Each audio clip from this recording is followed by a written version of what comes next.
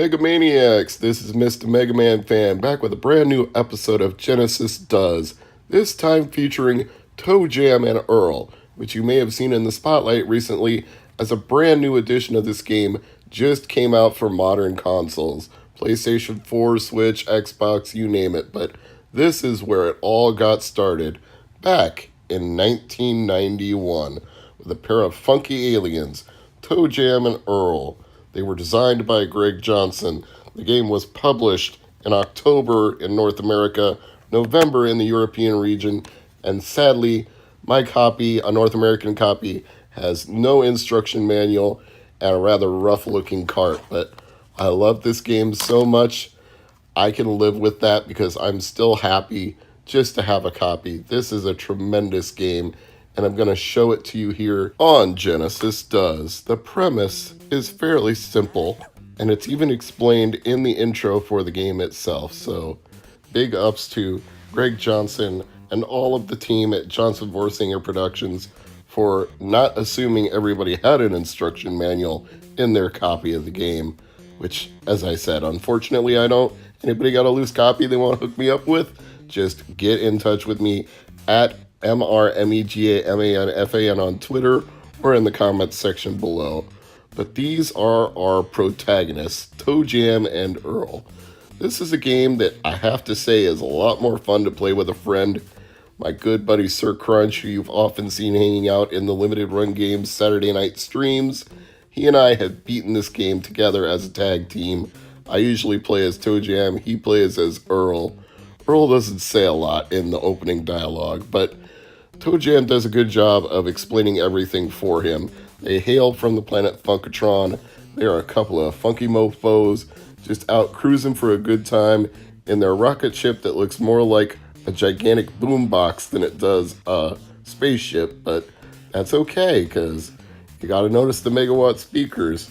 They are what keep them jamming all the way throughout the cosmos. At least they're usually jamming until they get into a jam, which is what happens one fateful night when they make the mistake of deciding, hey, I've done enough of the driving throughout outer space.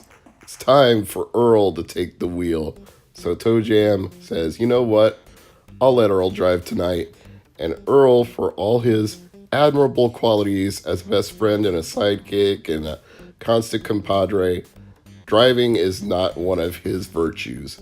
So he gets into a bit of a mishap in outer space, which you're about to see in the footage here.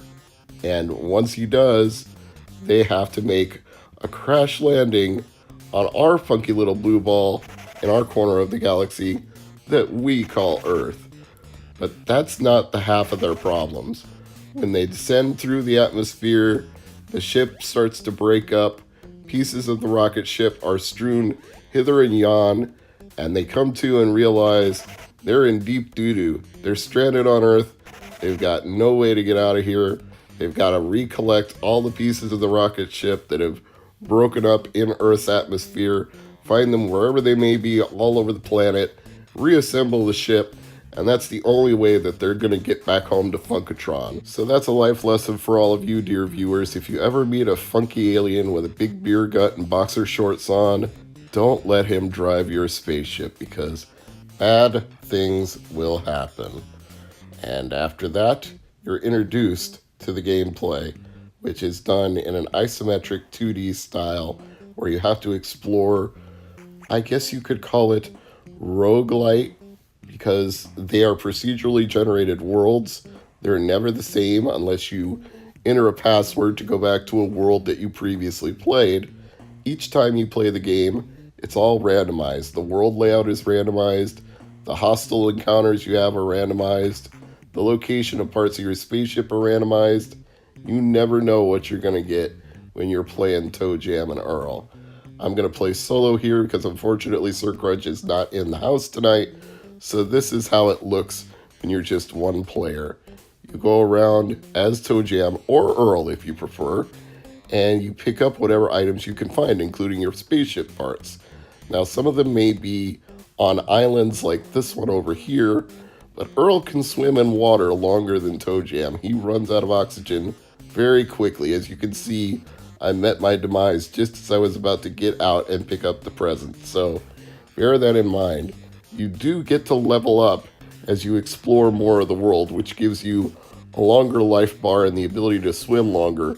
And some of the presents you pick up can also help you swim, such as a floaty that you won't need to be underneath the water for. You can just ride on top of the water and paddle through it. So there are ways to combat the fact that you don't have much oxygen in the water. Or you could simply fly over it with the right present. I'm going to show you how those presents work here in just a second, as soon as we step off the elevator into the second world. Now, if it doesn't say ship piece here immediately when you get out of the elevator, then you just need to find the next elevator and go to the next world. But on the way, you could pick up money, which enables you to buy presents. You could pick up food, which will increase your health if you're low on health, such as this candy cane here. And you want to avoid things like the demon with a pitchfork, because he can lower your life bar, and if it gets too low, it's like trying to be underwater for too long. You lose a life. Now, as mentioned, you can level up, and you do that by unlocking areas of the map. You don't see your experience points gained, but trust me, it is keeping track, and your status at the bottom will change, and you'll get fireworks and a celebration to show that you've reached a new level, which will give you a longer life bar and enable you to traverse a little better around these randomly generated worlds. You start out as a wiener, you upgrade to a doofus, and you just progress to hopefully eventually being somewhat cool. Now, the present I opened back there was a decoy, which is really useful for certain aliens who will look for something that looks like you, and they will stop when they see the decoy. The phone, if you hear it ringing and you answer it, reveals more of the map, which can help you explore. And when you're on a paved road on Earth, you can walk faster. You're not traversing through rough terrain, I guess, so a paved road enables you to move at a quicker pace. And if you're equipped with the high top shoes, which you can get as a present, then you can actually run really fast as opposed to just walking faster on the road. You see a mailbox? Usually that's a good thing, because you can use the money that you've picked up and buy presents that you can open. But sometimes the mailbox is a fake. It can actually be a monster. So you can't just assume things in this game. They like to fool you. They like to trick you. There's lots of bad things that can happen to you. You can also max out on presents. If you have too many, you won't be able to pick up more. So it helps to open them every now and then and find out what you can do, such as the high tops, as I mentioned earlier, can help you run faster. Although much like the mailboxes, the presents can also trick you at times, because you can pick up a present that will turn out to be a randomizer, and all the presents you have previously identified by opening them will be shuffled, and now you won't know what you get when you open a present. So this game finds many different ways to keep you on your toes. Get it? Toes. ToeJam? Toes. Haha, I kill myself. But I'm not Alf. I'm ToeJam. And ToeJam has done just about as much as he can do here, other than gain some more experience by opening up more areas of the map and maybe pick up any more presents that I haven't already picked up. But other than that, I think we've explored this world to the core, and my high tops just ran out, but the decoy is still there. And if you open 2 decoy presents in a row, the previous one will disappear and be replaced by the current one. So you can't have multiple decoys. You can only have one at a time. Items are not generally stackable when you open presents. If you open another pair of high tops and you're already using high tops, you don't run faster. But sometimes you get something like money when you open a present, and that adds to your current pile of money. So I don't think I'd call that stackable, because that's not an item you're using. That's an item that replenishes one of your statistics. But speaking of statistics, this present leveled me up. So we've gone from being a wiener to a doofus. Congratulations. That's a new level. That means longer health bar, means better statistics overall. And there's another mailbox. Shall we use it? Nope. Let's just explore a little more of the map, get as much experience as we can before we finish this area. Sometimes you can kind of cheat the map experience system a little bit, because if you look at the map and you see that you're on the border of 2 or 3 different map sections that haven't been turned over, you can just walk right to the corner of those 2 sections and not fully explore that. You can just dip in and dip out. You don't have to walk all the way through it for it to be counted on your exploration experience. Let's take the elevator and go to another area, see if we can find a piece of this ship. I do like these cutscenes, the funky ass music, the 1990s UMTV rap style backgrounds.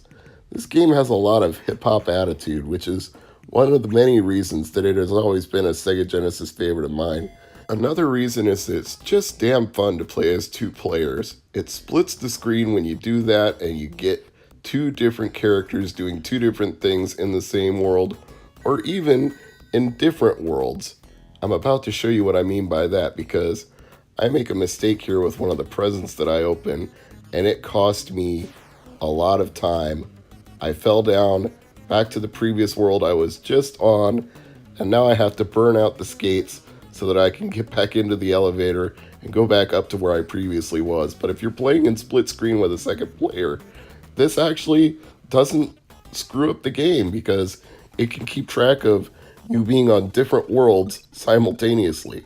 Obviously, to make progression in the game, you both have to be on the same world so you can get into the elevator and go to the next world. But if you're in different worlds, it's not going to break the game. It just means you have to get back to where you previously were. And that's why you got to be really careful when you open presents like the rocket skates, because if you fall down multiple worlds, you've got a long way to go to get back to where the other player is. So that can really screw up your day. And there are bad luck presents too, like this thunderstorm, a dark cloud that's following ToeJam and actually taking away part of his health by hitting him with lightning. And there are bad items you can pick up too, like the moldy cheese. That actually hurts your health because it's not good for you. Now, I thought maybe I was going to have something good with that money. I thought maybe I'd hit a mailbox and buy an item to replenish my health, but I'm about to find out the hard way that not all mailboxes are helpful. But first, let's answer the phone and reveal some more of the map. I don't really need to linger too long in this world, since I didn't get a notice when I stepped out of the elevator about a spaceship piece. Right now, I'm just gaining experience and hopefully regaining health. And there is a way to regain my health. The wizard, if you pay him, he will grant you a full life bar, along with an accompanying hallelujah. The use of sampling and sound effects and the overall musical vibe of this game is another one of those things that just makes it a real pleasure to play. Now, it looks like that devil with the pitchfork is chasing me, but thankfully, ToeJam is faster than him. But you can be slowed down by things like this dancing girl. If she sees you and you see her, you have to dance. Even if an enemy is coming at you, you have to stop and dance. So sometimes you want to sneak by them. You can actually do a creeping walk where you just sneak by as opposed to your normal walk, or if you have the high tops, the run. There is strategy to this game. There is a lot of different things you can do. You can sneak by treacherous enemies. These hamster balls are definitely a good example of that, because if they wake up, they're so big and take up so much space on the map that they can easily roll you over, especially if you're in a tight corner without many exits. So don't let yourself get narrowed into a dead end with a hamster ball, because if it wakes up, you're in trouble. The enemies in the lower levels of ToeJam Earl are mostly easy to avoid, but at the higher levels, they start moving as fast as you, if not faster. Then you've got to use your items and your wits to try to keep yourself out of trouble as much as possible. We're done with this world. Let's move on to the next one and hope that we can find a ship piece. This is the first of many ToeJam Earl games. There is a sequel for Sega Genesis / Mega Drive called ToeJam Earl Panic on Funkotron. I own a copy of that game. I'll use it in a future episode of Genesis Does. It was not as critically acclaimed as the first ToeJam Earl game, but I still think it's an important part of the saga. There was a ToeJam 3 Mission to Earth that was released for Xbox, and that again was not considered to be as good as the original ToeJam and Earl, which may be why the latest installment that came out for Xbox, PS4, and Switch was called ToeJam and Earl Back in the Groove, literally getting us back to what it used to be. And guess what? We have a ship piece.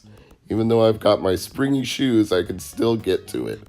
We have acquired the rocket ship windshield, the first of many parts you need to complete the spaceship and escape Earth.